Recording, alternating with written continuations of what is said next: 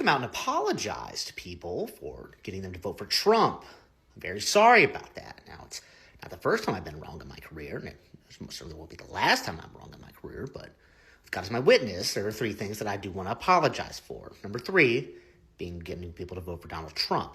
Number 2, my involvement with the Iraq War, getting the American people involved with that while I was over in Fox. And number 1 is trying to tell people that they should watch the show Euphoria. And I thought it was a great show, a wholesome show, the great premise, and most importantly, Sydney Sweeney's big boobs. I'd say, hey, watch the show. She's got some great bazookas. Check them out.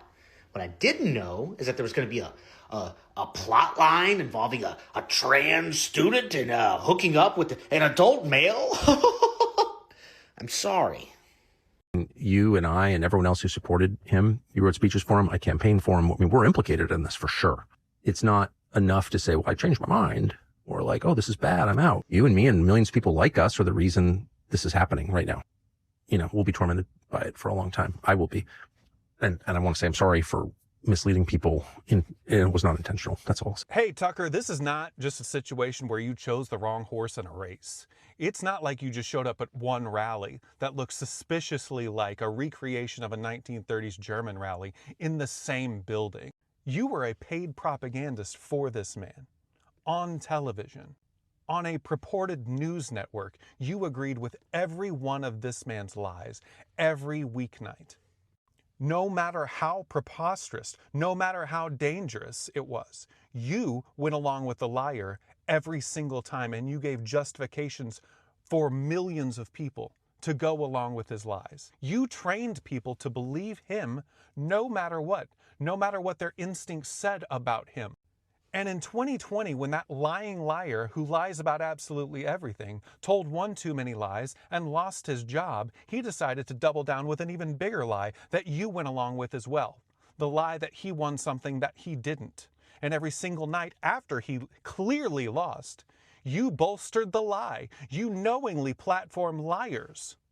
Sidney Powell was someone that you knew you couldn't trust. You knew she was lying to your face, but you needed the ratings. You wanted the money more than you wanted the truth. Every single time. And those lies compounded and compounded until January 6, 2021, something you had a hand in by continuing to prefer the lies that paid you money over the truth that would have saved our country.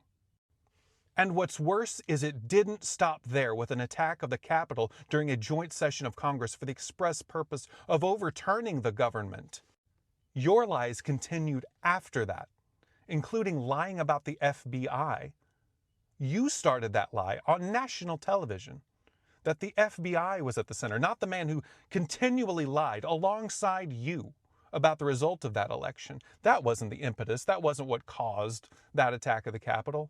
No, it was the FBI. Tucker, for well over 10 years on this man's behalf, you sowed discord and distrust to get people to abandon their better nature and listen to him no matter what he said, no matter how obvious his lies.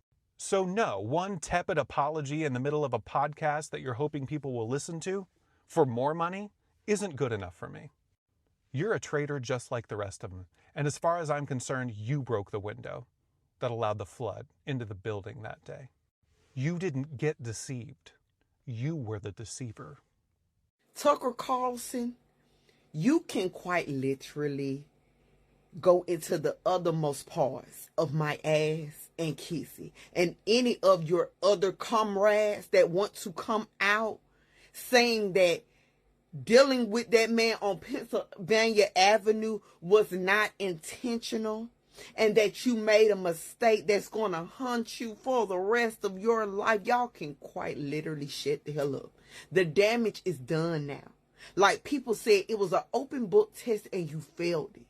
Project 2025 was quite literally right there for y'all to effing read. There is nothing, quite literally nothing, that he has not said or that was not in Project 2025 that has not come into fruition.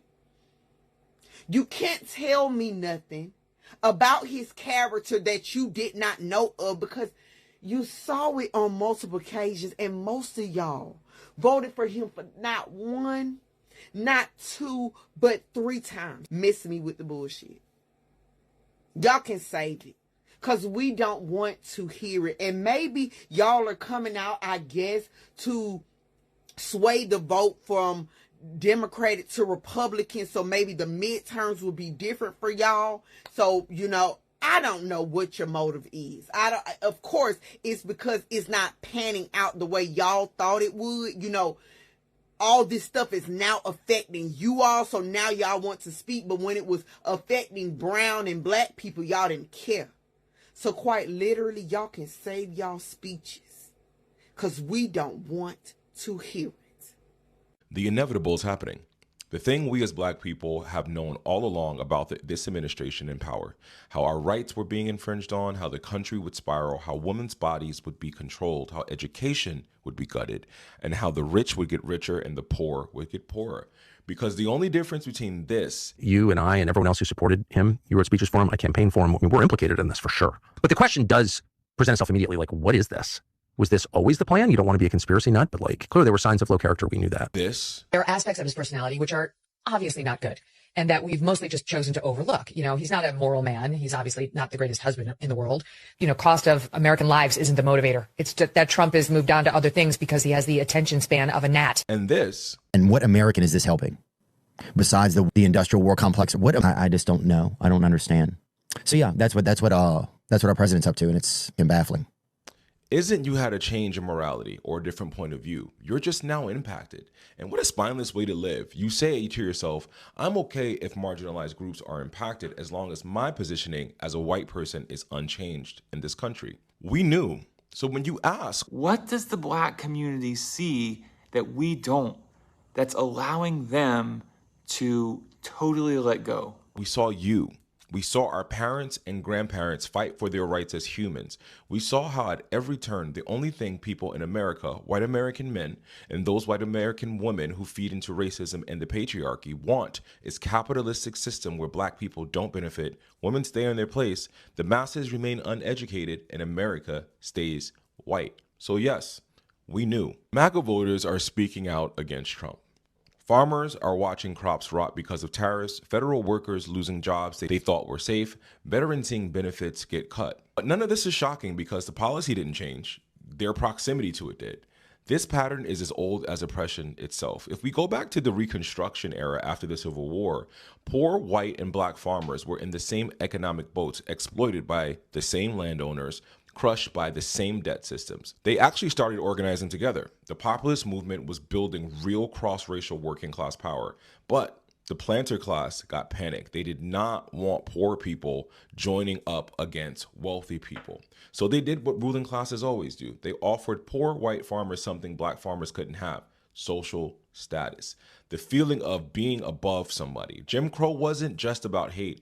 It was a political strategy to break solidarity before it became a threat, and it worked. Poor white Southerners voted against their own economic interests for generations, even until today, because they were giving the psychological wage of whiteness instead of actual wages. Fast forward to the New Deal, FDR's programs of Social Security, labor protections, the right to organize were genuinely transformative. But to get Southern Democrats on board, they excluded the jobs black people were most likely to hold. Domestic workers, agricultural laborers, left out by design. White workers built generational wealth on those programs. Black workers were locked out altogether. Ida B. Wells warned us. She said, a country willing to use terror against black people had already proven it would use terror as a tool, period.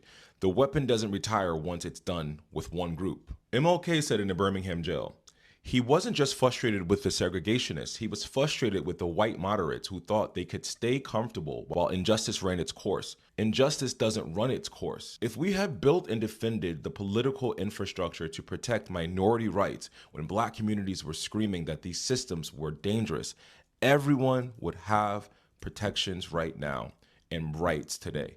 Now we're watching tariffs gut the same farming communities that cheered trade wars aimed at protecting them, federal jobs disappearing from the same towns that voted to shrink government because the cuts were supposed to hit someone else.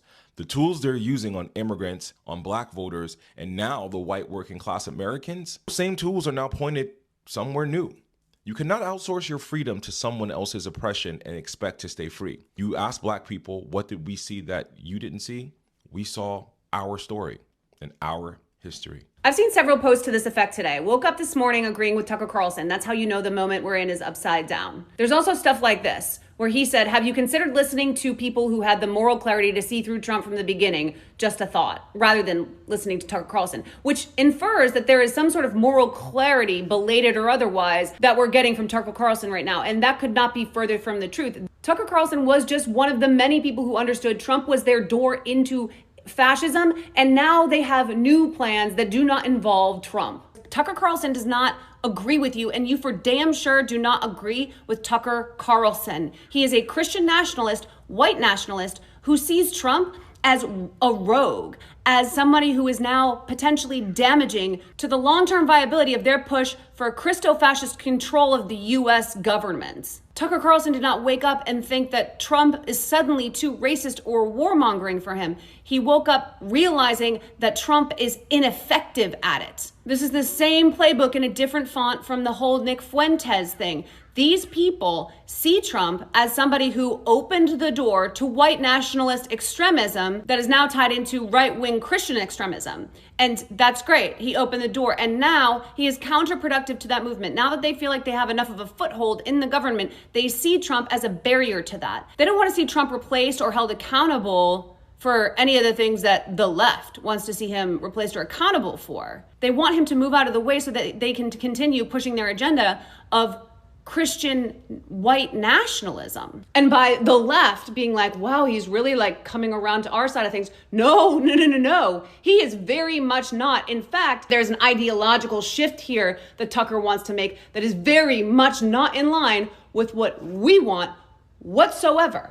I think if you could look past his views on civil rights, DEI, women's reproductive rights, healthcare, his father's ties to the CIA, his son's ties to this administration, Tucker Carlson's making a lot of sense. Trump has fallen out with many of his most loyal maggots, including Tucker Carlson, who went so far as to apologize for ever supporting him in the first place. Apologizing for helping Trump get elected. I believe they call that liar's remorse. It's all the kooks are breaking ranks. Tucker Carlson wants to apologize for helping getting Donald Trump elected. Do you accept his apology? Here's my official reaction to Tucker Carlson's apology. Hey, ain't nobody trying to hear that bullshit, man. Let me give you my quick take on all this. I think that what you're seeing right now is Tucker Carlson realizing that the Republican Party is about to implode and someone is going to have to lead them after the Donald Trump era officially comes to an end. And I think he really wants to run for president. This is a person who's been in politics for decades now, and he knows what's happening in the landscape right now. The Republican Party thought they were getting some anti-war, America first, let's go lock up all of the people in the Epstein files. And what they're getting is the exact opposite. So this is a person who is angling to be the next leader of the Republican Party. So do I accept his apology? Absolutely not. And I want everyone to be really weary of Republicans over the next couple of years who are claiming to see the light for the first time in their lives. They've always known who Donald Trump is. They just recognize that now they have a moment to denounce him and hopefully become the next leader of the Republican movement. Something I be thinking about for real on my way to work is that the world might be going to shit. Like, it's definitely going to shit, but it ain't going their way. The world might be going to shit, but it ain't going their way, okay? So if I can't have the world of love and joy and peace that we all deserve, then you can't have that shit you want either, okay? You get a new third thing, bitch. A new third thing. It ain't going your way. Confuse the enemy. Mm-hmm. Yep.